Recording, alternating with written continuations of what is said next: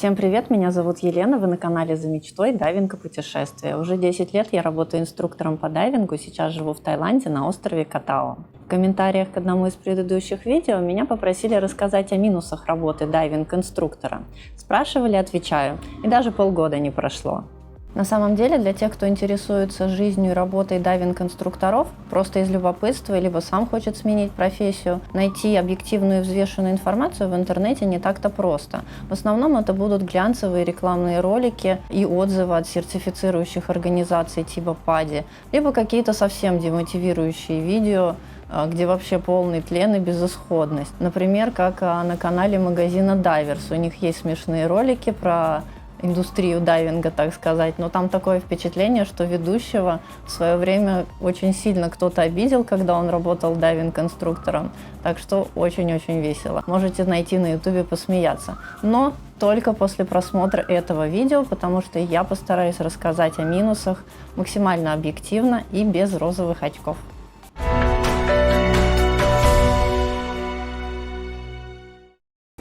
Для начала дисклеймер. Я буду говорить с точки зрения дайвинг-инструктора, который живет и работает на курорте, поближе к морю. Во-первых, мне это ближе, а во-вторых, для обывателя это больше соответствует представлениям о работе мечты. Если жить и работать в большом городе, это, кстати, нивелирует многие из минусов, как, впрочем, и плюсов. А какие, кстати, плюсы? Что мы все о плохом, да о плохом? Да потому что плюсы, наверное, очевидны для всех. Это возможность заниматься любимым увлекательным делом, при этом получая за это деньги. Вместо скучного сидения в офисе вы можете нырять каждый день, наслаждаясь красотами подводного мира и общением с интересными людьми со всех уголков Земли. И результаты своей работы вы получаете сразу же. Видеть превращение студентов из абсолютных новичков, некоторые из которых даже боятся воды, в уверенных в себе дайверов, просто бесценно. А наблюдать по соцсетям, что они влюбляются в море и продолжают нырять, сравнимо с ощущениями гордых родителей, смотрящих, как растет их чадо. И, конечно же, возможность жить в 5 минутах от теплого тропического моря, где лето круглый год, всякие там бананы, кокосы, апельсиновый рай. Говорю абсолютно серьезно, без сарказма. Все эти плюсы присутствуют, и они помогают любить работу, несмотря даже на те минусы, которые я перечислю в этом видео. И первый, наверное, самый главный минус – это деньги. Дайвинг – это достаточно затратный вид спорта и для тех, кто занимается им профессионально в том числе. Во-первых, только чтобы дорасти до статуса дайвинг-инструктора, нужны достаточно большие вложения. Только один инструкторский курс, для примера, стоит $3000. Это со всеми материалами. Плюс нужно каждый год платить взносы в одну из сертифицирующих организаций, чтобы иметь право подавать сертификаты. Еще одна большая статья расходов – это снаряжение. Если вы работаете дайвинг-инструктором, предполагается, что все снаряжение у вас должно быть свое собственное. Это ожидает работодатель. Плюс в своем, удобном и красивом, нырять намного приятнее, особенно если вы делаете это каждый день. А это снаряжение нужно не только купить, его еще нужно регулярно обслуживать и периодически покупать новое. Но это не значит, что заработать на комфортную жизнь, работая инструктором, невозможно. Все зависит от того, какие у вас понятия комфорта. Если туда входит покупка нового айфона каждый год или там ужины с устрицами каждый вечер, то тогда, наверное, да, такая работа не для вас. Мне в каком-то плане повезло, практически с начала работы я могла себя обеспечивать. Хотя, конечно, поначалу было тяжело. Приходилось во многом себе отказывать и жить очень скромно. Выручало, что запросы на маленьком острове тоже небольшие, соблазнов намного меньше. Еще нужно помнить о сезонности. Во многих местах приходится пахать без выходных по 12 часов в течение полугода, чтобы заработать на оставшиеся полгода, когда дайвинга нет, либо клиентов очень мало. Конечно, есть еще места вроде Мальдив, где за один год можно заработать на пару лет лежания под пальмой. Но там совершенно особые условия работы и множество ограничений. Про это у меня было несколько видео, можно плейлист посмотреть по ссылке. Подводя итог, одинокому человеку на жизнь, работая дайвинг-инструктором, заработать вполне реально. А вот если надо заработать на семью с детьми, пенсию, покупку квартиры, то тогда нужны, конечно, дополнительные источники дохода. Второй, очень важный, как мне кажется, минус при работе дайвинг-инструктором на курорте – это оторванность от семьи и друзей.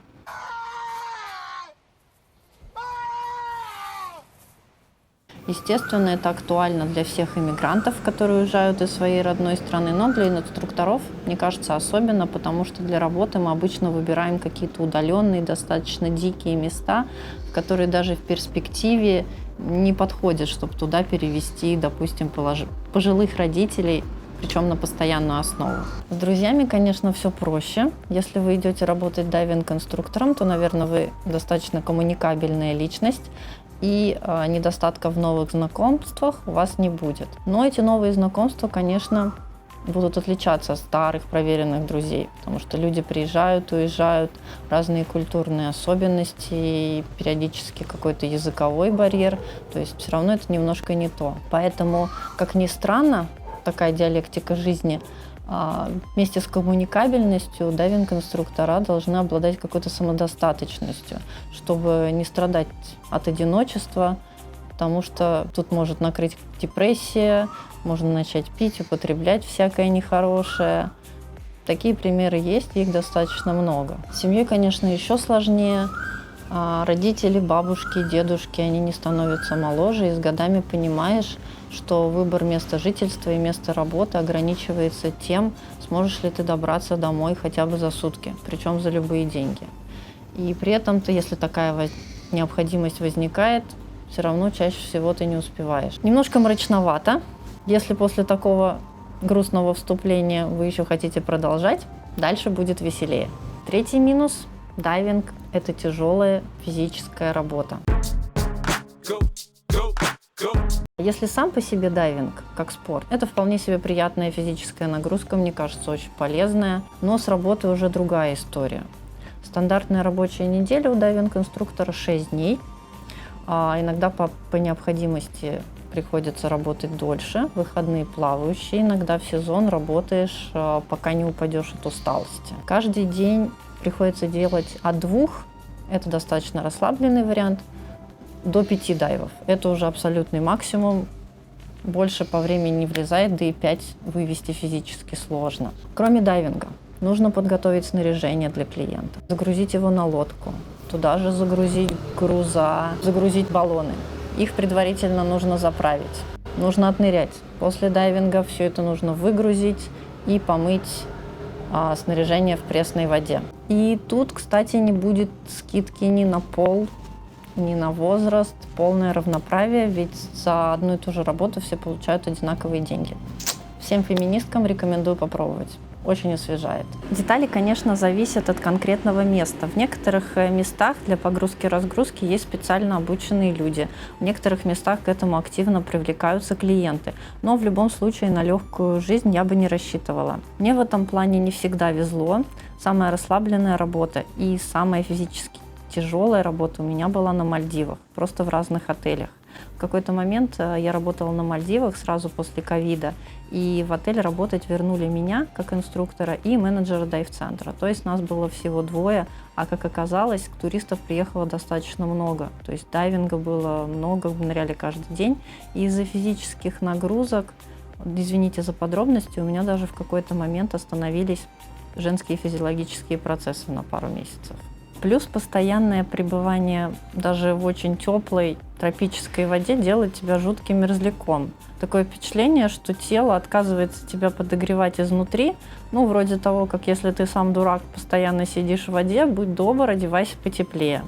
И для девочек макияж, маникюр, красивая укладка с прической – это все из другой жизни. 4-й минус – это то, что работа дайвинг-инструктором – это не только про понырять.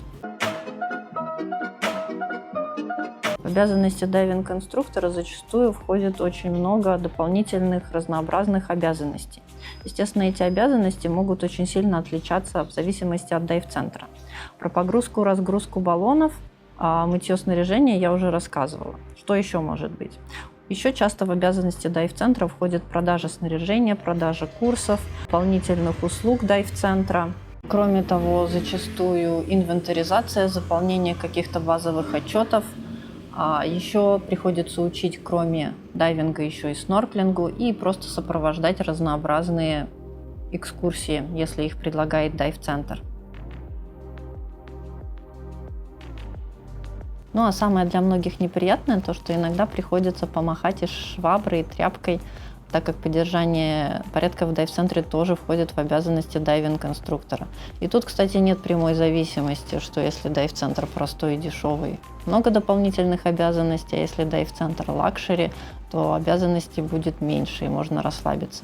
Мне, кстати, больше всего дополнительной работы, в том числе и по уборке, было как раз в 5-звездочных отелях на Мальдивах.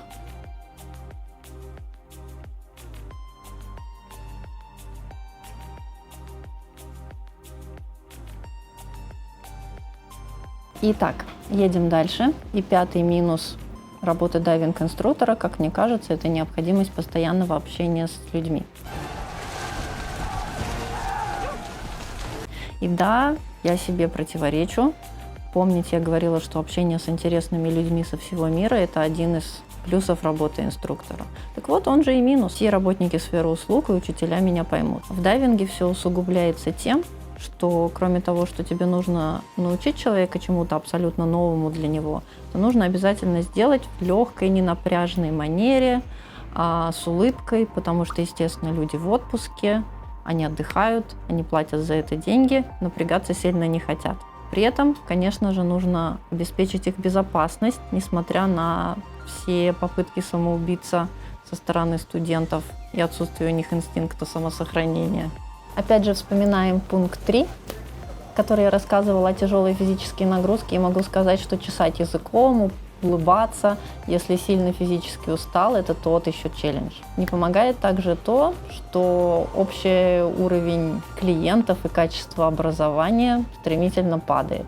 И это не нытье стандартное, что раньше было лучше. У нас достаточно большая выборка. Я могу сказать, народ откровенно отупел. Итак, что у нас дальше? 6-й минус – это возможности карьерного роста и возрастные ограничения. Я слишком стар для этого дерьма. Будем смотреть правде в глаза. У дайвинг-инструктора есть срок годности. Учитывая все, что я выше перечисляла, сложно представить, что в достаточно зрелом возрасте человек будет также часто нырять, брать на себя такие же обязанности. Хотя лично я знаю людей, которые и в 60 лет продолжают работать и чувствуют себя прекрасно, и все им нравится. Но, наверное, скорее это исключение из правил. А как еще можно развить карьеру в дайвинге? На самом деле вариантов не так много, несмотря на то, что показывают в роликах и рассказывают сертифицирующие организации. Да, с опытом, когда у тебя становится больше выпущенных сертификаций, ты можешь учить разные программы, разные курсы, какие-то получать регалии, но по большому счету на сам факт работы постоянной в воде это особо не влияет. У меня тоже много отученных студентов, у меня тоже есть какие-то статусы. Когда я рассказываю брифинг по курсу Open Water, я замечаю, что я могу полностью весь брифинг рассказать абсолютно не включая мозг, полностью на автомате. Когда меня студенты что-то спрашивают или вообще просто приходят в дайв-центр по одному выражению лица, я могу сказать, какие с ними могут быть проблемы и что будет происходить на курсе. Но если хочется перейти на сухую работу, меньше нырять, работать в офисе, то тут есть два варианта. Это либо работа менеджера дайв-центра, а тут кроме профессионализма нужно еще уметь дружить, если вы понимаете, о чем я. Или нужно открывать свой собственный дайв-центр, быть собственным менеджером, но это тоже не очень легко, если мы вспомним, что я рассказывала в пункте 1. Ну и закончить я хочу минусом всех минусов. Та-дам! При работе дайвинг-инструктором есть не нулевой шанс возненавидеть дайвинг и лишиться некогда любимого хобби. Да. Вот это поворот! Тут все, наверное, зависит от изначального заряда. Мне повезло, дайвить я все еще люблю, нырять мне не надоело, и в отпуске я стараюсь по возможности нырять для удовольствия. Мне кажется, главное стараться разнообразить свою работу, разнообразить активности, допустим, не учить постоянно только курсы, а поводить сертифицированных дайверов, даже если это означает потерять немножко в деньгах. Ну что делать? Зато будет лучше настроение. Вот такой у меня получился список. Надеюсь, пригодится тем, кто подумывает сменить карьеру, либо просто любопытствует об индустрии дайвинга. Если меня смотрят профессионалы, пишите в комментариях. с чем вы согласны, с чем не согласны, что хотели бы добавить. И, конечно же, ставьте лайки и подписывайтесь на мой канал. Спасибо за просмотр.